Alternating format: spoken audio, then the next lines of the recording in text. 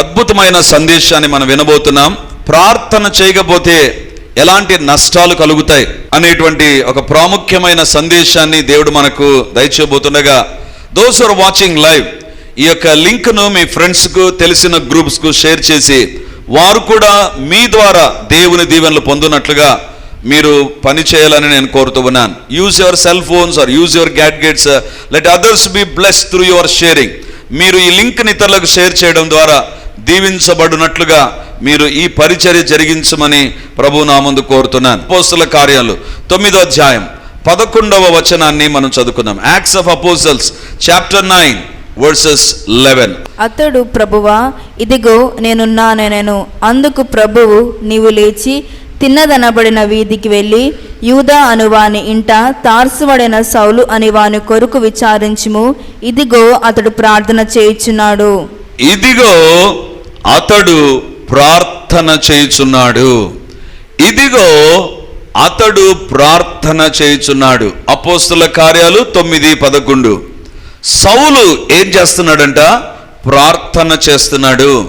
ప్రార్థన చేసినటువంటి సౌలుకు కలిగిన దీవెనలేంటి, ప్రార్థన చేయకపోతే కలిగేటువంటి నష్టాలేంటో ఈరోజు దేవుని యొక్క వాక్యంలో నుంచి మనం చూడబోతున్నాం.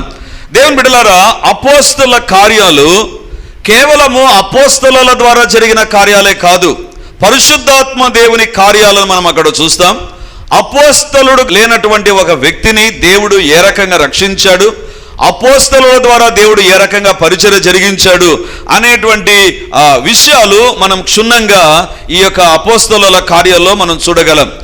దేవుని బిడ్డలారా, యేసు ప్రభు ఈ లోకాన్ని వదిలి వెళ్ళకముందు ఒక ఆజ్ఞ ఇచ్చాడు. సర్వలోకానికి వెళ్ళి సర్వ సృష్టికి సువార్తను ప్రకటించమనేటువంటి ఒక ఆజ్ఞ ఇచ్చుండగా ఆ ఆజ్ఞ నెరవేర్చబడినటువంటిది అపోస్తలుల కార్యాలు. ఆ ఆజ్ఞ యొక్క ఆనవాళ్ళు ప్రారంభం ఎక్కడ ఉన్నాయంటే ఈ యొక్క అపోస్తలుల కార్యంలోనే మనం చూడగలం. అపోస్తలుల కార్యాలు అనేటువంటి ఈ పుస్తకంలో 30 సంవత్సరాల చరిత్ర ఉందండి. This is not 1 year or 2 years ministry recorded in the Acts of Apostles. 30 years of ministry or 35 years, 30 to 35 years of ministry. 30 నుంచి 35 సంవత్సరాల పరిచర్య ఇక్కడ లిఖించబడినట్టుగా మనం చూస్తాం. అపోస్తలుల కార్యాలు రాసింది అపోస్తలుడైన పౌలు కాదు, వైద్యుడైనటువంటి లూకా ఈ యొక్క అపోస్తలుల కార్యాన్ని రాశాడు. ఈ అపోస్తలుల కార్యాలు రాసినటువంటి వ్యక్తి మాత్రమే లూకా కూడా ఈ అపోస్తలుల కార్యంలోనే పరిచర్యలో వాడబడ్డాడు. మీరు అపోస్తలుల కార్యంలో 16వ అధ్యాయం, అపోస్తలుల కార్యంలో 20వ అధ్యాయం, అపోస్తలుల కార్యం 27వ అధ్యాయం, ఈ 3 అధ్యాయాల్లో లూకా అనేటువంటి ఈ వైద్యుడు పరిచర్యలో పౌలుతో వాడబడినట్టుగా మనం గమనిస్తాం. దేవుని యొక్క సేవ జరిగించినట్టుగా మనం చూస్తాం. వాక్యాన్ని వింటున్న దేవుని బిడ్డలారా, ఈ యొక్క అపోస్తలుల కార్యాలు మనం గమనిస్తే మొట్టమొదటిగా పరిశుద్ధాత్మ దేవుడు భూలోకానికి దిగి వచ్చిన సంఘటన, మొట్టమొదటిగా యేసు ప్రభు కాకుండా కొత్త నిబంధనలో అందించబడిన మొదటి సందేశం ఇక్కడే మనం చూస్తాం. మొట్టమొదటి సంఘ స్థాపన అపోస్తలుల కార్యంలోనే మనం చూస్తాం. మొట్టమొదటి స్వస్థతలు, అద్భుతములు అపోస్తలుల ద్వారా, శిష్యుల ద్వారా జరిగింది ఇక్కడే మనం గమనిస్తాం. దేవుని బిడ్డలారా, అంటే యేసు ప్రభు తర్వాత, యేసు ప్రభు కాలంలో కూడా శిష్యులు వాడబడ్డారు, కానీ యేసు ప్రభు తర్వాత వారు సువార్త పనిలో, స్వస్థత పరిచర్లో, విడుదల పరిచర్లో వాడబడినటువంటి దాఖలాలు అపోస్తలుల కార్యంలోనే కనబడతాయి. అపోస్తలుల కార్యం ఎలాంటిది తెలుసా? 4 సువార్తలు ఉన్నాయి. మత్తయి, మార్కు, లూకా, యోహాను. 4 సువార్తలు యేసు ప్రభు యొక్క పరిచర్యను సూచిస్తాయి. పత్రికలు అనేటువంటివి సంఘములో ఉన్నటువంటి వ్యక్తులు ఏ రకంగా ఉండాలి, సంఘములో ఏ రకంగా ఉండాలి, యేసు ప్రభు ఎవరు, ఈ రెండింటికి మధ్య ఒక బ్రిడ్జి ఏంటంటే అపోస్తలుల కార్యాలు. అంటే యేసు ప్రభువును సంఘంతో కలపాలి అంటే పరిశుద్ధాత్మ దేవుడు ఏ రకంగా కార్యాలు జరిగిస్తాడు, ఎలాంటి విషయాలు జరిగిస్తాడు అనేటువంటిది అది కనెక్ట్ చేసేటువంటిదే అపోస్తలుల కార్యాలు. మరి ఈ అపోస్తలుల కార్యాల్లో ఇక్కడ సౌలు పౌలుగా ఏ రకంగా మార్చబడ్డాడు అనేటువంటిది మనం చూస్తూ ఉన్నాం. దేవుని బిడ్డలారా, క్రైస్తవ జీవితంలో అనేకమైనటువంటి అనుభవాలు ఉంటున్నాయి. రక్షణ అనుభవం, దేవుని స్తుతించే అనుభవం, దేవుని యొక్క వాక్య పరిచర్య జరిగించడం, పరిచర్యలో ఆయా పనులు చేయడం, లేకపోతే సేవలో సహకరించడం, సేవలో మనవంతుగా మనం కష్టపడడం, దేవుని సేవ కోసం మన యొక్క ధనాన్ని, మన యొక్క బలాన్ని దేవుని సేవలో ఖర్చు చేయడం, అంత మాత్రమే కాదు, కానీ ఒక ప్రాముఖ్యమైనటువంటి అనుభవం ఏంటంటే ప్రార్థన. దేవుని బిడ్డలారా, యేసు ప్రభు భూలోకాన్ని విడిచి వెళ్ళిన తర్వాత శిష్యులు పరిచర్య జరిగించలేదు, శిష్యులు సేవ జరిగించలేదు, శిష్యులు ప్రార్థన చేశారు. అంటే కొత్త నిబంధన యేసు ప్రభు తరువాత దేనితో ప్రారంభమైంది అంటే ప్రార్థనతో ప్రారంభమైంది. దేవుని బిడ్డలారా, ప్రార్థన లేనటువంటి జీవితము ఎంత భయంకరమైనటువంటిదో ఈరోజు దేవుని యొక్క వాక్యంలోంచి మనం చూడబోతున్నాం. పౌలు జీవితం, లేదా ఈ భాగంలో 9వ అధ్యాయంలో ఇంకా సౌలుగానే ఉన్నాడు. ఈ సౌలు యొక్క జీవితము ఏ రకంగా ప్రార్థన ద్వారా దర్శించబడింది, దీవించబడింది అనేటువంటిది మనం దేవుని యొక్క వాక్యంలోంచి మనం చూడబోతున్నాం. దేవుని బిడ్డలారా, దయచేసి జాగ్రత్తగా వినండి. ఈ రోజు వరకు నువ్వు ప్రార్థన చేయకుండా ఉంటే ఎంత నష్టాన్ని కొని తెచ్చుకున్నావో, ప్రార్థన అప్పుడప్పుడు చేసి ఉంటే ఎంత భయంకరమైనటువంటి ఆశీర్వాదాలకు దూరం అయిపోయావో నీతో దేవుడు ఈరోజు మాట్లాడబోతున్నాడు. కాబట్టి జాగ్రత్తగా వినాలని కోరుతూ ఉన్నాను. కొంతమంది సహోదరులు ఉదయాన్నే లేచింటారు, ఉదయం నుంచి తెగ పని చేసింటే సాతాన్ అంటాడు, ఇప్పుడు వాక్య పరిచర్య చల్లగా ఫ్యాన్ దగ్గర కూర్చొని యోనా వదిలివేసిన పరిచర్యను ప్రారంభించు. దేవుని బిడ్డలారా, దేవుని యొక్క వాక్యాన్ని మనము విని దేవుని ద్వారా దీవించబడాలి. రైట్. ఎందుకోసం అంటే నిద్ర ఎవరికైనా వస్తుంది. ప్రార్థన సమయంలో నిద్ర ప్రతి ఒక్కరికి రావడానికి సాతాను శాయశక్తుల ప్రయత్నం చేస్తాడు. ఎందుకు అంటే అది కూడా వాక్యంలోనే మీకు చూపిస్తాను. దేవుని బిడ్డలారా, మరి ఇక్కడ అపోస్తలుడైనటువంటి పౌలు సౌలుగా ఉన్నప్పుడు దేవుడు దర్శించినప్పుడు అతని జీవితాన్ని గురించి పరలోకములో ఉన్నటువంటి దేవుడు చెప్పిన మాట, ఇదిగో అతడు ప్రార్థన చేయుచున్నాడు. బైబిల్లో వ్రాయబడింది. ఇప్పుడు చదవండి 11వ వచనం. అతడు, ప్రభువా ఇదిగో నేను అందుకు ప్రభువు, నీవు లేచి తిన్ననబడిన వీధికి వెళ్ళి యూదా అనువాని ఇంట తార్సువాడైన సౌలు అనువాని కొరకు విచారించుము. ఎక్కడున్నాడు? యూదావాని ఇంట సౌలుకు గుడ్డితనము కలగజేయబడి ఉన్నాడంట.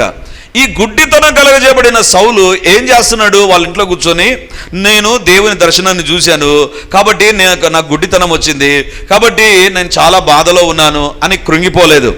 లేదా అతడు, నాకు మీ ఇంట్లో గెస్ట్గా ఉన్నాను కదా, నాకు భోజనం పెట్టు అని చెప్పలేదు, కోరికలు వెళ్ళబుచ్చలేదు, సమయాన్ని వ్యర్థపరచడం లేదు, కొత్త ఇంట్లు మీరెవరు మీరేంటి అనేటువంటి వ్యవహారాలు లేవు. బైబిల్లో వ్రాయబడింది, అతడు ప్రార్థన చేయుచున్నాడు.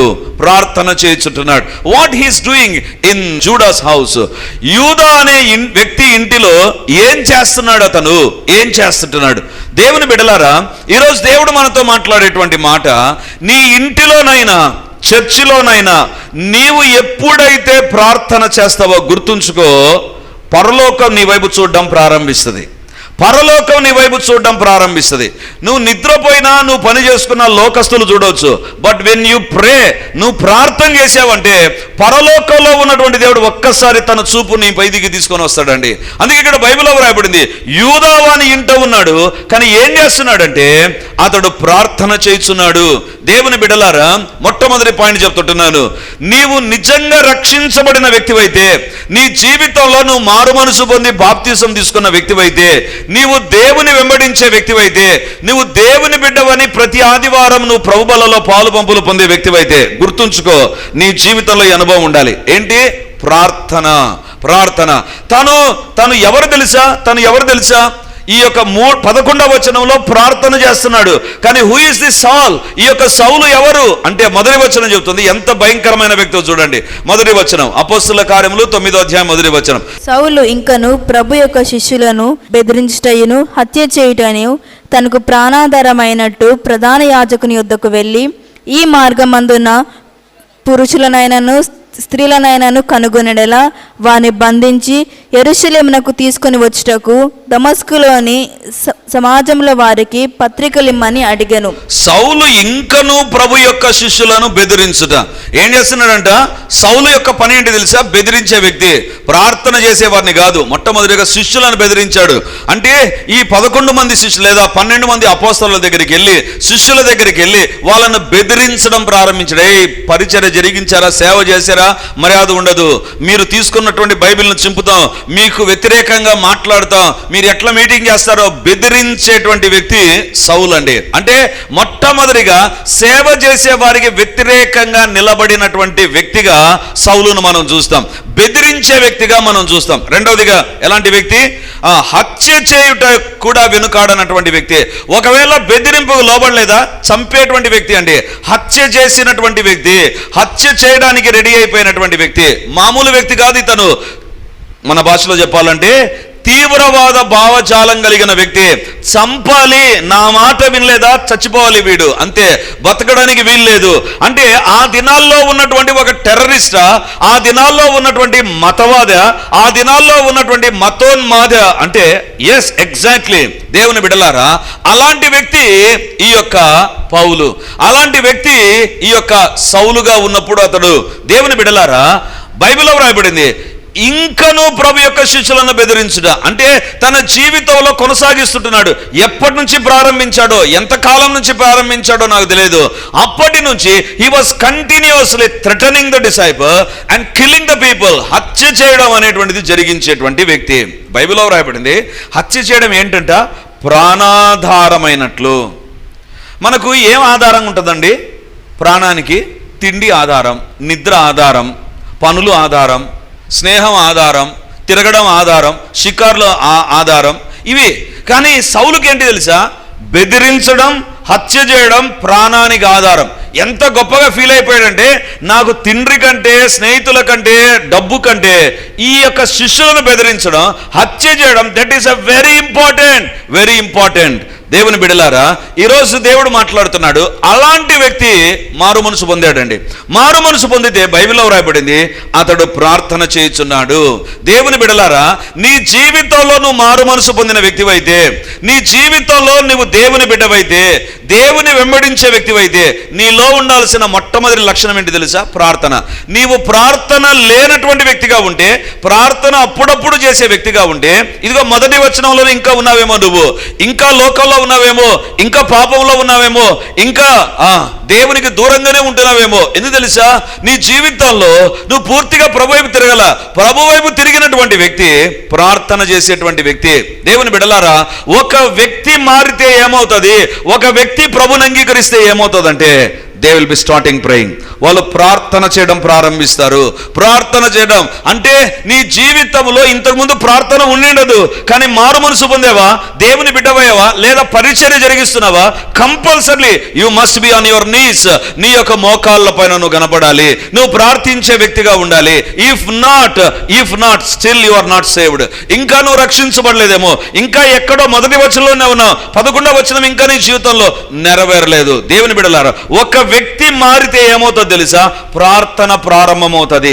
ఆ తర్వాత ప్రార్థన ప్రారంభమైందా, చరిత్ర మారుతుంది. కథ కాదు మారేది, చరిత్ర మారుతుంది. నీ జీవితములో నీవు మారు మనసు పొందిన వ్యక్తివైతే ప్రార్థన ప్రారంభమవుతుంది, ప్రార్థన కొనసాగుతుంది. ఆ తర్వాత నీ చరిత్ర మారిపోతుంది. సౌలు ఎవరు? 1వ వచనం ప్రకారం ఒక తీవ్రవాది. నా బిడ్డలు నాతో మాట్లాడాలి, మాట్లాడి తీరాలి. If not, they are not my children. దేవుని బిడ్డలారా, అదే రకంగా నువ్వు దేవుని బిడ్డవైతే నీవు దేవునితో మాట్లాడాలి, నువ్వు దేవునితో ప్రార్థనలో గడపాలి. ఇందాక మనం పాడుకున్నాం కదా, ప్రార్థన దేవుని సందర్శన, దేవుని సంధించే సమయం, దేవుడు నీతో మాట్లాడే సమయం, నువ్వు దేవునితో మాట్లాడే సమయం. నీ జీవితంలో ప్రార్థన లేవంటే నువ్వు దేవుని బిడ్డవు కాదు. బిడ్డకుండే లక్షణం ఏంటంటే, చిన్న బిడ్డలను చూడండి, వాళ్ళ అమ్మ మాట్లాడితే వానికి మాటలు రావు, వానికి పాటలు రావు, ఏముండవు, అయినా వాడు ఊకొడతాడు, అది ఇది చేస్తాడు. ఎందుకు చేస్తాడు? Very simple, because that boy or that girl is her child. ఆ బిడ్డ కాబట్టి దేవుని బిడ్డలారా, తల్లి యొక్క స్వరాన్ని గుర్తెరుగుతుంది, తండ్రి యొక్క స్వరాన్ని గుర్తెరుగుతుంది. ఈరోజు దేవుని బిడ్డలమైతే, నువ్వు దేవునితో మాట్లాడలేని వ్యక్తివైతే, still you are not a child of God. నువ్వు దేవుని బిడ్డవు కాదు. దేవుని బిడ్డగా నీ జీవితంలో ఉండాల్సిన లక్షణం ఏంటంటే, నువ్వు మారాలి. మారినటువంటి వ్యక్తి వేసే మొట్టమొదటి అడుగేంటి తెలుసా? ప్రార్థన. నీ జీవితంలో నువ్వు మారిన వ్యక్తివైతే మొట్టమొదటి అడుగు ఏది పడాలి తెలుసా? సేవ కాదు, లేదా ఇంకోటి కాదు. నేను మారు మనసు పొందని అందరికీ చెప్పడం కాదు, డ్రెస్ మార్చుకోవడం కాదు, లేకపోతే బ్యాగ్ తగిలించుకోవడం కాదు, లేకపోతే ఇంకోటి కాదు. మొట్టమొదటి అడుగు ఏంటి తెలుసా? ప్రార్థన. నీ జీవితంలో ప్రార్థన ప్రారంభం కావాలి. ఈరోజు దేవుడు మనతో మాట్లాడుతుంటున్నాడు. దేవుని బిడ్డలారా, నిజంగా నువ్వు మారు మనసు పొంది పాపాన్ని విడిచిపెట్టిన వ్యక్తివైతే నీ జీవితంలో మారు మనసు తీసుకొని వచ్చే మొట్టమొదటి అనుభవం ఏంటి తెలుసా? ప్రార్థన. నీలో నిజంగా పశ్చాత్తాపం కలిగి ఉంటే, నువ్వు పాపముల విషయంలో if you are very sorry for your sins, the first and foremost thing that is visible to everybody is a prayer. ప్రతి ఒక్కరికి కనబడేటువంటిది ప్రార్థన. ఇప్పుడు ఒక స్టేట్మెంట్ ఇస్తున్నాను, జాగ్రత్తగా అందరు వినండి. నువ్వు బాప్తిజం తీసుకొని ప్రభు బల్లలో పాలుబంబులు పొందుతూ బైబిల్ కూడా చదువుతూ ప్రార్థించలేని వ్యక్తివైతే something is very very serious in your spiritual life. నీ ఆత్మీయ జీవితంలో చాలా చాలా సీరియస్ కండిషన్లో నువ్వు ఉన్నావు. ప్రార్థన చేయలేని వ్యక్తి ఈరోజు ప్రార్థనని తెలిసి రాకుండా ఇంట్లో ఉంటారు చూసారా, లేదా ప్రార్థనను వదిలిపెట్టి బయట తిరుగుతారు చూసారా, వాళ్ళ జీవితం ఎలాంటి తెలుసా? పేరుకు వాళ్ళు రక్షించబడ్డారు, పేరుకు బాప్తిజం తీసుకున్నారు, పేరుకు ప్రభు బలలో ఉన్నారు. If they are not praying, they are not going to have the basic things in their life. వాళ్ళ జీవితాల్లో ప్రాథమికమైన విషయాలు లేవు. దేవుని బిడ్డలారా, ఈ యొక్క సౌలు యొక్క గత జీవితం ఏంటి తెలుసా? బెదిరించడం, హత్య చేయడం, ప్రార్థన చేసేవారిని బంధించడానికి అధికారాన్ని కలిగినటువంటి వ్యక్తి. అతని గతాన్ని దేవుడు చూడలేదు. దేవుడు అంటున్నాడు, అతడు ప్రార్థన చేస్తున్నాడు, అది నేను చూశాను. నీ గతాన్ని దేవుడు చూడకుండా ఎప్పుడు ఉంటాడు తెలుసా? నువ్వు ప్రార్థన చేసే వ్యక్తివైతే. నీ గతం ఎప్పుడు హైలైట్ అయిపోతుంది తెలుసా? నువ్వు పలానా పాపం చేసావు, పలానా తప్పు చేసావు, నువ్వు ప్రార్థన చేయలేనప్పుడు. నువ్వు ప్రార్థన చేయలేనప్పుడు నీ చిట్ట బయట కనబడుతూ ఉంటుంది, బయట వినబడుతూ ఉంటుంది, దేవునికి ఇంకా బాగా కనబడుతూ ఉంటుంది. గతాన్ని దేవుడు చూడల్లా, సౌలు ప్రార్థన చేయడం దేవుడు చూశాడు. నీ జీవితంలో నువ్వు రక్షించబడిన వ్యక్తివైతే నీ గతాన్ని దేవుడు చూడాడు, కానీ నీ ప్రార్థన జీవితాన్ని మాత్రం చూస్తాడు. ఏంటి ఈరోజు నాతో మాట్లాడలేదే, ఏంటి ఈరోజు చాలా బిజీ అయిపోయిందేమే, ఏంటి చాలా బిజీ అయిపోయాడే, చాలా బిజీగా మారిపోయారే, అందరితో మాట్లాడుతుంటారు, నాతో మాట్లాడడం లేదే. దేవుని బిడ్డలారా, if your life is changed, your talking with your God will also change. నువ్వు దేవునితో మాట్లాడడం, దేవునితో నువ్వు ప్రార్థనలు గడపడం కూడా మారిపోతుంది. If life is not change, prayer will not be there. నీ జీవితం మారకపోతే ప్రార్థన అనేటువంటిది ఉండదు. So number 1, first identification that you are a believer. నువ్వు విశ్వాసివని, దేవుని నమ్మిన బిడ్డవని, దేవుడు నిన్ను అంగీకరించాడని తెలుసుకోవడానికి మొట్టమొదటి కొలమానం ఏంటి తెలుసా? నువ్వు ప్రార్థన చేసే వ్యక్తిగా ఉండాలి. నువ్వు ప్రార్థన చేసే వ్యక్తిగా ఉండాలి. ఈరోజు దేవుడు మనతో మాట్లాడుతున్నా, నీ గతాన్ని దేవుడు చూడడు, నీ ప్రార్థనను దేవుడు చూస్తాడు.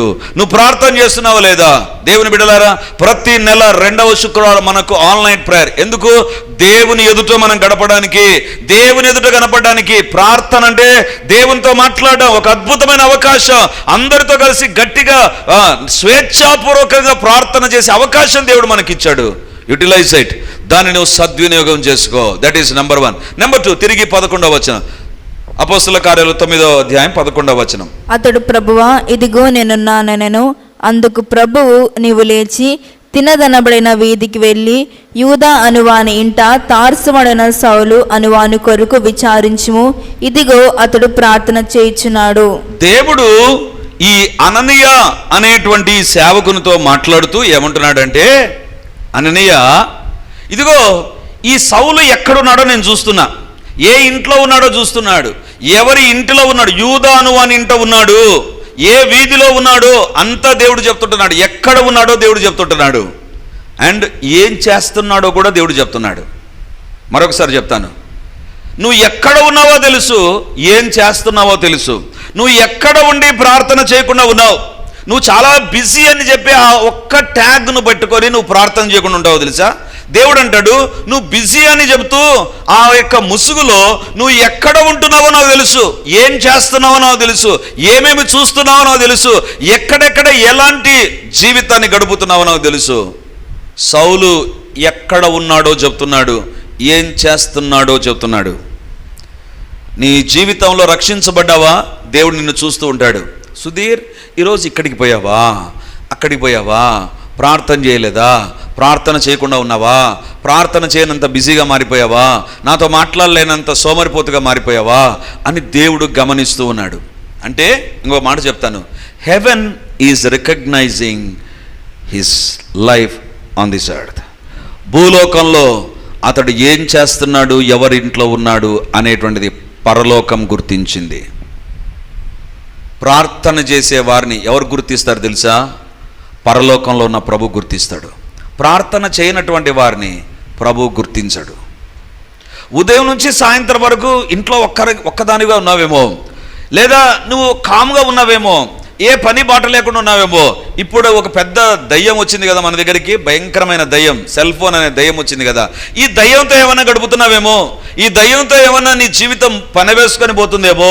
దేవుడు అంటున్నాడు, నేను గమనిస్తున్నా నువ్వు ఎక్కడ ఉంటున్నావు, ఎవరింట్లో ఉంటున్నావు, ఏం చేస్తున్నావు. ఇప్పుడు దేవుడి యొక్క వాక్య విలువలు మనం పరీక్షించుకుందాం. ఈ రోజంతట్లో దేవుడు నన్ను ఎక్కడెక్కడ చూశాడు, ఎంతసేపు ప్రార్థన చేశాడు చూశాడు. లేకపోతే నిన్నటి దినాన్ని ఎక్కడెక్కడ దేవుడు నిన్ను చూశాడు, ఎవరితో మాట్లాడడం దేవుడు చూశాడు, ఎన్ని మాటలు మాట్లాడావో, నీకు అవసరం లేకుండా పూసుకొని ఎన్ని మాట్లాడావో అన్ని నీకు తెలుసు, దేవుని కూడా తెలుసు. ఇక్కడ బైబిల్లో వ్రాయబడింది, heaven is noticing that he is a praying person. పరలోకం అతడు ప్రార్థన చేస్తున్నాడని గుర్తించింది. అంటే రక్షించబడిన వ్యక్తి మొట్టమొదటిగా చేసేటువంటిది ప్రార్థన. ప్రార్థన లేనటువంటి రక్షణ ప్రశ్నార్థకంగా మారిపోతుంది, గుర్తుంచుకోండి. రెండవది, ప్రార్థించే వ్యక్తిని పరలోకం గుర్తిస్తుంది. నువ్వు ప్రార్థించకుండా ఉంటే నేను గుర్తించడు ప్రభు, నేను గమనించడు ప్రభు. ఏమండి, ఆ ఊర్లో ఈ యొక్క యూదావాని ఇంట తార్సువాడైన సౌలు ఉన్నాడు కదా, మరి వేరే వాళ్ళ ఇంట్లో కూడా ఉన్నారు కదా, వాళ్ళందరినీ ఎవరు గుర్తించలేదు దేవుడు. ఎందుకంటే వాళ్ళు ప్రార్థన చేయడంలా. ఈరోజు నువ్వు ప్రార్థన చేసే వ్యక్తివైతే, అంటే ఇక్కడ జరుగుతున్న ప్రార్థనలను ఏకీవించి ప్రభా నేను ఏకీవిస్తున్నాను అంటే పరలోకంలో ఉన్న దేవుడు నేను గుర్తిస్తాడండి. పరలోకంలో ఉన్న దేవుడు, you will be identified by God himself. దేవుడే నిన్ను గుర్తిస్తాడు, దేవుడే నిన్ను గుర్తిస్తాడు. ప్రార్థన చేయనటువంటి వారిని సాతాన్ అంటాడు, షబ్బాస్, సూపర్, నువ్వు సూపర్, నువ్వు అలసిపోయావు, నువ్వు ఎంత కష్టపడ్డావు, దేవునికి తెలుసులే, పడుకో, నిద్రపో, కానీ మొదలుపెట్టు. దేవుని బిడ్డలారా, డోంట్ డూ దాట్. ఈరోజు దేవుడు అడుగుతుంటున్నాడు, నీవు దేవుని దృష్టిని ఆకర్షించాలి అంటే you must be a praying person. సడన్గా ఎవరైనా స్టేజ్ పైకి వచ్చారనుకుందాం, అందరం మనం చూస్తాం, ఏంటి స్టేజ్ పైకి వచ్చాడైనా అని. భూలోకంలో నువ్వు మోకరిల్లి ప్రార్థన మొదలు పెడుతున్నాగా, పరలోకంలోని దేవుడు ఒక్కసారి తిరుగుతాడు, అరే ఏంటి కడపలో రెడీమర్ చర్చిలో ఇదిగో బలానా బ్రదర్ ప్రార్థన చేస్తున్నాడు, పక్కన వాళ్ళు నిద్రపోతున్నా ప్రార్థన చేస్తున్నాడు. దేవుని చూపు నీ పైన పడుతుంది. If you are not praying, God will not identify you. ఇదిగో అతడు ప్రార్థన చేయుచున్నాడు. దేవుని బిడ్డలారా, నెంబర్ 1, ప్రార్థన రక్షించబడిన వ్యక్తి యొక్క ప్రాథమికమైన లక్షణం. నెంబర్ 2, ప్రార్థించే వ్యక్తిని పరలోకం గుర్తిస్తుంది. మూడోదిగా చూడండి, 12వ వచనం. అపోస్తల కార్యాలు 9వ అధ్యాయం 12వ వచనం.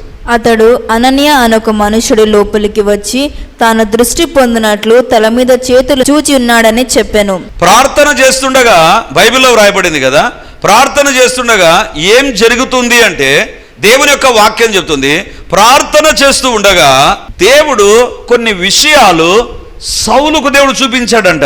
జాగ్రత్తగా వినండి. సౌలు ప్రార్థన చేస్తుండగా దేవుడు కొన్ని విషయాలు సౌలుకు చూపిస్తుంటున్నాడు. ఏమి చూపిస్తుంటున్నాడు? అతడు అననీయ అను ఒక మనుషుడు లోపలికి వచ్చి తాను దృష్టి పొందినట్లు తన తల మీద చేతులుంచుట చూచి ఉన్నాడని చెప్పాను. ఎవరు చెప్తున్నారు? దేవుడు అననీయ తన ఇంటికి వస్తాడని అది సౌలు చూచాడంట. కళ్ళు మూయబడి ఉన్నాయి, కళ్ళు గుడ్డితనం వచ్చింది, కళ్ళకు పొరలున్నాయి, బయట ఏం కనపడ్డంలా. కానీ ప్రార్థన చేస్తుండగా దేవుడు ఏం చేయబోతున్నాడో అది చూశాడంట. ప్రార్థన చేసే వ్యక్తిని దేవుడు డైరెక్ట్ చేస్తాడు, దేవుడు నడిపిస్తాడు. ప్రార్థన చేయనటువంటి వ్యక్తి తన సొంత మార్గాల్లో నడుస్తూ ఉంటాడు. ఏం చేయాలి, ఎట్లా చేయాలి, ఏంటి. ప్రార్థన చేసే వ్యక్తి is under the control of the lord. దేవుడు అంటున్నాడు, సౌలా నీ కళ్ళు పోయినాయి అనుకుంటున్నావా? లేదు, అననీయ అనేటువంటి ఒక వ్యక్తి వస్తాడు, నీ మీద చేతులు ఉంచితే నీ కళ్ళు వస్తాయి అని దేవుడు చెప్పగా విని సంతోషంగా ఉన్నాడు అని దేవుడు ఈ యొక్క అననీయకు చెప్తుంటున్నాడు. ప్రార్థన ఏం చేస్తుంది తెలుసా? ఎంతగా నువ్వు ప్రార్థన చేస్తావో నువ్వు ఏం చెయ్యాలనో దేవునికి తెలుసు, దేవుడు అది నీకు తెలియజేస్తాడు. ప్రార్థన చేయనటువంటి వ్యక్తి తాను ఈ పని చేస్తాడు జరగదు, ఆ పని చేస్తాడు జరగదు, ఇది చేస్తాడు జరగదు, అది చేస్తాడు జరగదు, ట్రయల్ అండ్ ఎర్రర్, ప్రయత్నం చేస్తాడు విఫలమవుతాడు. ఎందుకు? ప్రార్థన లేదు కాబట్టి. సాతాను ప్రతి చోట ఫెయిల్యూరే తీసుకొని వస్తాడు. ఇప్పుడు సౌలు ప్రార్థన చేస్తుండగా 12వ వచనం చెప్తుంది, దేవుడు అతనికి చూపిస్తున్నాడంట, ఇదిగో అననీయ వస్తాడు, నీ మీద చేతులు ఉంచుతాడు. ప్రార్థన చేసే వ్యక్తికి ఒక నడుపుదల ఉంటుంది. దేవుని అడుగుదాం, ప్రభా ప్రార్థన నాకు నేర్పించు ప్రభా. రాత్రి వేళ పౌలు ప్రార్థన చేశాడు కదా, అపోస్తుల కార్యంలో 16:25 చెరసాలలో ఉన్నాడు, ప్రార్థన చేశాడు. మన జీవితంలో ప్రార్థన చేసే వ్యక్తులమైతే నీ జీవితంలో క్రీస్తు ప్రభు యొక్క సారూప్యంలోనికి మార్చబడతాం. 2 ప్రార్థనలు చేద్దాం ఇప్పుడు. 1, దేవా నేను నా సమయాన్ని ప్రార్థన కేటాయించకుండా ఎన్ని విషయాలు కేటాయించి నష్టపోయానో నన్ను క్షమించు. ప్రార్థనకు అత్యధికమైన ప్రాధాన్యత. అందుకే బైబిల్లో వ్రాయబడింది, సమయమందును అసమయమందును నువ్వు ప్రార్థించాలి, దేవుని ఎదుట కనపడాలి, దేవుని యొక్క సన్నిధానంలో ప్రార్థన చేయాలి. అందుకే మధ్యరాత్రి వేళ పౌలు శీలలు ప్రార్థించుచు పాటలు పాడుచూ ఉండగా చెరసాల తలుపులు అదిరాయి, సంఖ్యలు ఊడిపడ్డాయి. దేవా నీ పరిశుద్ధ పాదాల దగ్గర చేరి ఇప్పుడు అడుగుతుంటున్నాం నాయన, నమ్మదగిన దేవుడవు, సత్యవంతుడవు ప్రభా, సర్వాధికారి మీకు వందనాలు. ఈరోజు వాక్యము ద్వారా సూటిగా స్పష్టముగా యేసయ్యా ఎన్ని మార్లు మాకు ఇచ్చిన ప్రార్థన అవకాశాన్ని మేము సద్వినియోగం చేసుకోలేదు, ప్రార్థన చేయలేని సోమరిపోతులుగా మారిపోయాము, ప్రార్థన అంటే బరువు పడ్డాము, ప్రార్థన అంటే నిద్రకు ఎక్కువ ప్రాధాన్యత ఇచ్చాము, ప్రార్థన కంటే స్నేహానికి, షికారులకు, తండ్రి సెల్ ఫోన్ కు, ఇతరమైన వాటికి ప్రాధాన్యత ఇచ్చాము. నాయనా మమ్మల్ని క్షమించండి నాయన, మమ్మల్ని క్షమించండి నాయన. మమ్మల్ని మీరు పట్టించుకోకపోవడానికి, మమ్మల్ని మీరు చూడకపోవడానికి, మా జీవితంలో ప్రార్థన వదిలేసి దేవునితో మాట్లాడడం వదిలేసి మేము లోకం వైపు తిరిగాం నాయన. దేవా మమ్మల్ని మన్నించండి, మీ సిల్వ రక్తం మమ్మల్ని కడుగునుగాక. మేము ప్రార్థన చేయకుండా మాకు వ్యతిరేకంగా పనిచేసే అంధకార శక్తులను, అపవిత్రాత్మ క్రియలను యేసు నామమున ఇప్పుడు లయపరుస్తున్నాం ప్రభా. దేవా మేము ప్రార్థన చేస్తుండగా గొప్ప కార్యములు ఈ రాత్రి జరుగునుగాక. మా ప్రతి ప్రార్థనకు జవాబులు మేము చూచుదుముగాక, శ్రేష్టమైన జవాబులు మేము పొందుకుందుముగాక. దేవుడు మా ప్రతి అవసరమును తీర్చునుగాక, అద్భుత ఆశ్చర్యకరమైన కార్యములు జరుగునుగాక. తండ్రి ఈ రాత్రి మేము ప్రార్థన చేయబోతుండగా ప్రార్థన ఆత్మ మా పైన పని చేయునుగాక, నిద్రపుచ్చే ఆత్మ తొలగిపోవునుగాక, మా శరీరము శోధించబడకుండా మేము ప్రార్థన చేయదుముగాక. నాయనా మీ కార్యములను మీరు జరిగించండి నాయన. గొప్ప దేవా మీరే మమ్మల్ని ప్రార్థన ఆత్మ చేత నింపి నడిపించుమని ప్రార్థన చేస్తూ యేసయ్య నామమందు ప్రార్థించి అడిగి పొంది ఉంటున్నాము తండ్రి. ఆమేన్, ఆమేన్.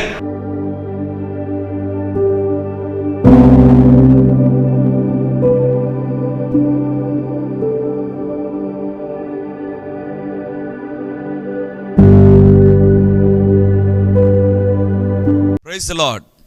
యేసుక్రీస్తు పరిశుద్ధ నామందు మీ ఒక్కొక్కరికి మా వందనాలు తెలియజేస్తుంటున్నాను. రిడీమర్ చర్చిలో మొదటి ఆరాధన 8 గంటలకు ప్రారంభమవుతుంది, 2వ ఆరాధన 10 గంటలకు ప్రారంభమవుతుంది, 3వ ఆరాధన సాయంత్రం 7 గంటలకు ఉంటుంది. దేవుని బిడ్డలారా, ఎవరైనా ఉదయం ఆయా పనులు కలిగి 2వ ఆరాధనలకు రాలేకపోతున్నారని భావించి ఈ యొక్క మొదటి ఆరాధన ప్రారంభిస్తున్నాం. సో ఈ యొక్క అవకాశాన్ని సద్వినియోగం చేసుకొని దేవుని యొక్క సన్నిధికి వచ్చి దైవ దీవెనలు మీరు పొందాలని కోరుతున్నాం. మొదటి 2 ఆరాధనలు మాత్రమే ప్రభు బల్ల ఉంటుంది కాబట్టి సిద్ధపడి దేవుని సన్నిధికి రమ్మని మిమ్మల్ని కోరుతూ ఉన్నాను.